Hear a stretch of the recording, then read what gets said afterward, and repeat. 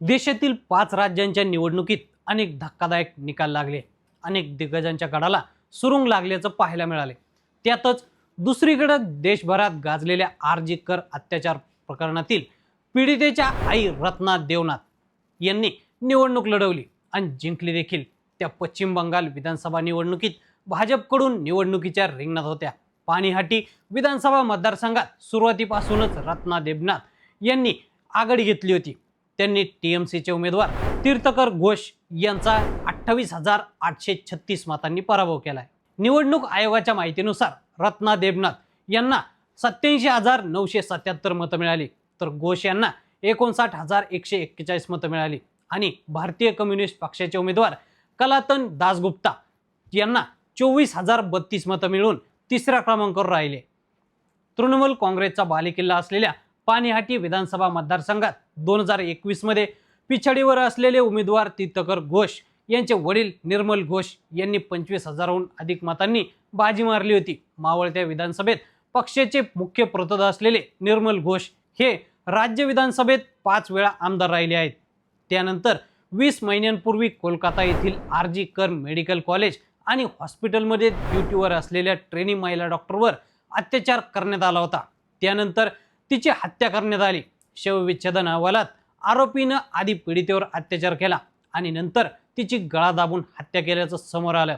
सुरुवातीला आरजी कर मेडिकल कॉलेजनं ही आत्महत्या असल्याचं सांगितलं होतं, पण नंतर हे प्रकरण समोर आल्यानंतर संपूर्ण देश हादरला. या प्रकरणानंतर आरोपीवर तातडीनं कारवाई होत नसल्यानं देशभर संतापाची लाट उसळली होती. या घटनेमुळे डॉक्टरांनी देशव्यापी निषेध केला. पीडितेला न्याय द्यावा आणि महाविद्यालय तसेच रुग्णालयांमधील सर्व निवासी डॉक्टरांसाठी सुरक्षा देणारा कायदा करण्याची मागणी करण्यात आली होती. त्यानंतर या प्रकरणी संजय रॉयला अटक करण्यात आली होती. पीडितेच्या आईनं आपल्या मुलीला न्याय मिळण्यासाठी सरकारी कार्यालयात फेऱ्या देखील मारल्या, पण त्यात ममता बॅनर्जी यांच्या सरकारकडून कोणतीही ठोस पावलं उचलली गेली नाही असा आरोप त्या माऊलीनं केलाय.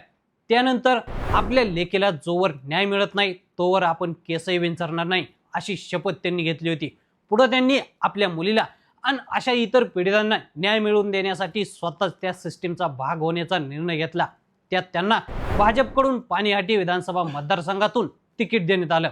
त्यानंतर त्यांच्या प्रचारासाठी थेट पंतप्रधान नरेंद्र मोदी देखील पाणीहाटीत आल्याचं पाहायला मिळालं. त्यानंतर अत्याचार आणि हत्येला बळी पडलेल्या आपल्या वैद्यकीय शिक्षण घेत असलेल्या मुलीला न्याय मिळावा अशी घोषणा करत पीडितेची आई रत्ना देवनाथ या भाजपचे उमेदवार म्हणून निवडणुकीच्या रिंगणात उतरल्या होत्या. त्यांच्या उमेदवारीला समाजाकडून संमिश्र प्रतिक्रिया मिळाल्या.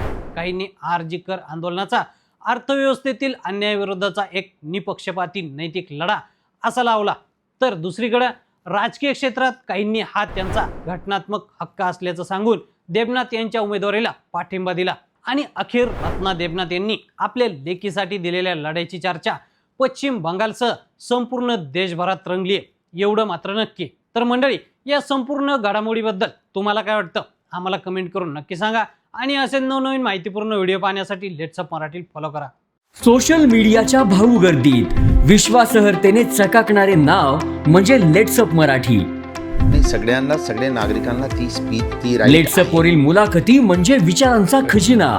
त्यानंतरच्या निवडणुकीमध्ये मला सोडून गेले. बातम्या केवळ वस्तुस्थिती सांगणाऱ्या, न प्रोपगंडा, फक्त जनतेचा अजेंडा. क्योंकि आने वाला कल जाने वाला है, जाने वाला कल आने वाला है. राजकारण, मनोरंजन असो की क्रीडा क्षेत्र, महाराष्ट्राची स्पंदने संवेदनशीलतेने टिपणारे माध्यम म्हणजे लेट्स अप मराठी. जगासोबत एक पाऊल पुढे राहण्यासाठी लेट्स अपचे ॲप, सोशल मीडिया आणि वेबसाईट सोबत कनेक्टेड रहा.